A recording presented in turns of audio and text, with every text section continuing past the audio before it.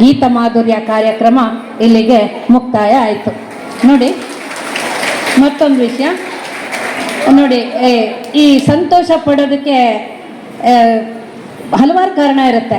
ನಿಮ್ಮನ್ನು ಹೊಗಳ್ಬೋದು, ನಿಮ್ಮ ಡ್ರೆಸ್ಸನ್ನು ಹೊಗಳ್ಬೋದು, ನಿಮ್ಮ ಹೇರ್ ಸ್ಟೈಲ್ ಹೊಗಳ್ಬೋದು, ನಿಮ್ಮ ನಡವಳಿಕೆಯನ್ನು ಹೊಗಳ್ಬೋದು, ಏನನ್ನು ಬೇಕಾದ್ರೂ ಹೊಗಳ್ಬೋದು. ಹೊಗಳಿದಾಗ ನಮ್ಮ ಮನಸ್ಸು ಒಂದು ರೀತಿ ಹೂವಿನಂತೆ ಅರಳುತ್ತೆ ಅಲ್ವಾ.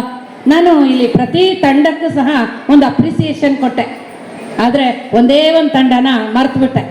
ಯಾಕೆ ಅಂದರೆ ತಪ್ಪಳ ಹೊಡಿಬೇಡಿ, ಯಾಕೆಂದರೆ ಬೈ ಮಿಸ್ ನನಗೆ ಸ್ವಲ್ಪ ಕನ್ಫ್ಯೂಷನ್, ಜೊತೆಗೆ ನನ್ನನ್ನು ಫಸ್ಟ್ ಕರೀರಿ, ನಮ್ಗೆ ಅರ್ಜೆಂಟ್ ಹೋಗಬೇಕು, ಎಲ್ಲ ಅರ್ಜೆಂಟ್ ಮಾಡ್ತಿದ್ರು. ಸೊ ಒಂದು ತಂಡನ ನಾನು ಮಿಸ್ ಮಾಡಿದೆ, ಅವ್ರಿಗೂ ಗೊತ್ತಾಗಿಲ್ಲ. ಅದು ಯಾವುದು ಅಂದರೆ ಗುರು ಚೈತನ್ಯ. ಬಹಳ ಚೆನ್ನಾಗಿ ಬಂದಿದ್ರು ಅವ್ರು. ನೋಡಿ, ಅವ್ರು ಹಾಕಿರೋ ಬಳೆ ತುಂಬ ಚೆನ್ನಾಗಿತ್ತು. ನಾನು ಅವ್ರ ಕೈದು ಬಳೆ ನೋಡಿದೆ, ಆಮೇಲೆ ಹೇಳಿದೆ ನಿಮ್ಗೆ ಹಾಕ್ಕೊಂಡಿರೋ ಬಳೆ ತುಂಬ ಚೆನ್ನಾಗಿದೆ ಅಂತ. ನನಗೂ 2 ಬಳೆ ತೊಡಿಸಿದ್ದಾರೆ. ಈ ಎಲ್ಲ ಮಹಿಳೆಯರಿಗೆ ಈ ಬಳೆಯನ್ನು ನನಗೆ ತೊಡಿಸಿದ್ದಕ್ಕೆ ಧನ್ಯವಾದಗಳು. ಈಗ ತೀರ್ಪುಗಾರರು ರಿಸಲ್ಟ್ ರೆಡಿ ಮಾಡೋ ಹೊತ್ತಿಗೆ ನಾವು ಒಂದು ರಾಮಾಯಣ ರಸಪ್ರಶ್ನೆ ಮಾಡೋಣ. 10 ಪ್ರಶ್ನೆಗಳಿಗೆ ಅವಕಾಶ ಇದೆ. ಕೈ ಎತ್ತಿದವರು ಅಲ್ಲೇ ಯಾರು ಉತ್ತರ ಹೇಳ್ತಾರೋ ಅವರಿಗೆ ಅಲ್ಲೇ ಉತ್ತರ, ಅಲ್ಲೇ ಬಹುಮಾನ.